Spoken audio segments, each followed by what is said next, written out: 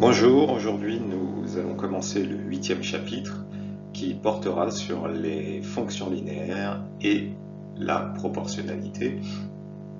Donc la proportionnalité, je pense que vous savez ce que c'est, et les fonctions linéaires, c'est un type de fonction particulier qui est en lien direct avec la notion de proportionnalité, comme nous le verrons dans ce chapitre. Donc, avant toute chose, nous allons commencer par des rappels et nous allons rappeler comment reconnaître une situation de proportionnalité.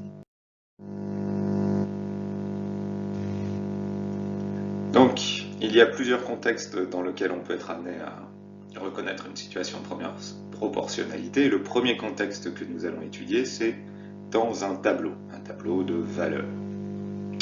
Et pour fixer les choses, nous allons partir sur un exemple. On considère un carré de longueur de côté x en centimètres et on va s'intéresser à deux grandeurs qui sont des fonctions de x.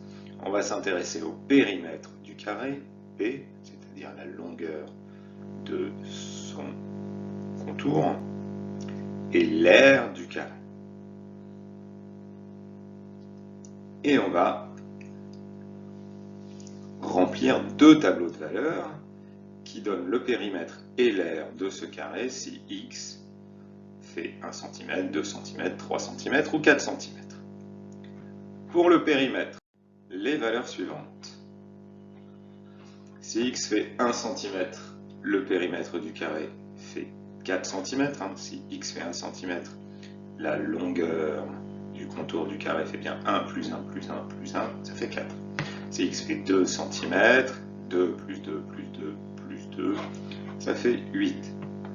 Si x fait 3 cm, 12 cm pour le périmètre. Et si x fait 4 cm, 16 cm pour le périmètre. Maintenant pour l'aire du carré. On sait que la formule qui donne l'aire d'un carré, c'est longueur du côté fois longueur du côté. Donc ici, si x fait 1 cm, eh bien l'aire, ça va être 1 multiplié par 1, c'est-à-dire 1 cm carré. De même, si x fait 2 cm, 2 fois 2, 4. Si x fait 3 cm, 3 fois 3, 9 cm carrés. Et si x fait 4 cm, 4 fois 4, 16 cm carrés. Bien. On rappelle la chose suivante. Un tableau est un tableau de proportionnalité si l'on passe de la première à la deuxième ligne en multipliant toujours par le même nombre. Toujours par le même nombre. Et ce nombre est le coefficient de proportionnalité du tableau. Et à ce moment-là, on dit que les valeurs du tableau sont proportionnelles. Bon, bien sûr, si on regarde les deux tableaux fournis par l'exemple, un seul des deux est un tableau de proportionnalité. Dans quel tableau passe-t-on des valeurs de la première ligne aux valeurs de la deuxième ligne en multipliant toujours par le même nombre? Eh bien, c'est le tableau numéro 1. Tout à l'heure, volontairement, j'ai fait le calcul pour calculer le périmètre du carré. J'ai fait 1 plus 1 plus 1 plus 1. J'aurais pu faire 1 fois 4, 4. 2 fois 4, 8. 3 fois 4, 12. 4 fois 4, 16. Vous savez que le périmètre d'un carré est donné par la formule 4 fois longueur de côté. Et donc ainsi, je vois que le tableau 1 est un tableau de proportionnalité de coefficient 4. En revanche, le tableau 2, ce n'est pas un tableau de proportionnalité, car on passe de la première ligne à la seconde ligne en ne multipliant pas par le même nombre. Ici, je vois que pour passer de 1 à 1, j'ai multiplié par 1, alors que là, par exemple, pour passer de 3 à 9, j'ai multiplié par 3. Alors on est bien d'accord que pour vérifier qu'on a un tableau de proportionnalité, il faut vérifier que on a bien le même nombre qui permet de passer de la première ligne à la deuxième ligne sur toutes les colonnes. Il faut vérifier qu'on passe de 1 à 4 en faisant x4, de 2 à 8 en faisant x4, de 3 à 12 en faisant x4 et de 4 à 16 en multipliant par 4 aussi.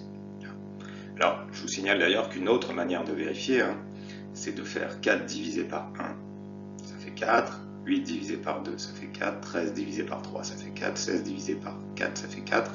Donc ces 4 quotients donnent le même résultat, donc c'est un tableau de proportionnalité. Et là, le résultat du quotient, c'est le coefficient. Ici, à partir du moment où j'ai trouvé deux valeurs différentes, je n'ai pas besoin de vérifier pour les autres colonnes. S'il y a deux valeurs différentes pour le coefficient ici, ça veut dire que ce n'est pas un tableau de proportionnalité. 1 divisé par 1, ça fait 1. 9 divisé par 3, ça fait 3. Ça y est, j'ai trouvé que les quotients étaient différents. Je n'ai pas besoin de vérifier les autres colonnes. Deuxième contexte dans lequel on peut reconnaître une situation de proportionnalité, c'est dans un graphique. Donc nous allons reprendre le même exemple, les mêmes exemples précédents, avec les tableaux 1 et 2. Et donc, dans un repère, sur un graphique, nous allons représenter les deux tableaux obtenus précédemment. Donc, premier graphique, nous allons représenter le tableau 1, celui qui correspondait au périmètre. L'axe des abscisses ici va représenter la longueur du côté du carré. L'axe des ordonnées va représenter le périmètre du carré. Et avec le tableau, nous obtenons un premier point qui a pour abscisse 1 et pour ordonnée 4. Si la longueur du côté du carré fait 1 cm, le périmètre du carré fait 4 cm. Nous obtenons un deuxième point, 2, 8. Un troisième point de coordonnées 3, 12. Un quatrième point de coordonnées 4, 16. Passons à la représentation graphique du second tableau maintenant, celui de l'aire. Donc en abscisse, on a toujours la longueur du côté du carré, et en ordonnée, cette fois, on a l'aire du carré. Nous allons obtenir 4 points grâce au tableau. Premier point qui a pour coordonnée 1, 1. Si la longueur du côté du carré fait 1 cm, l'aire du carré fait 1 cm. 2, 4, 3, 9 et 4, 16. On s'aperçoit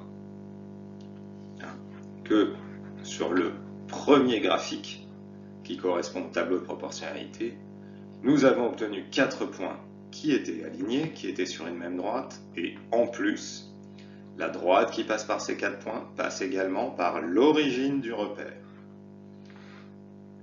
Pour le deuxième tableau qui n'était pas un tableau de proportionnalité, nous remarquons que les points ne sont pas alignés. Donc, on peut retenir cette propriété, que vous connaissez déjà normalement. Dans un repère, des points représentent une situation de proportionnalité s'ils sont sur une même droite, passant par l'origine du repère.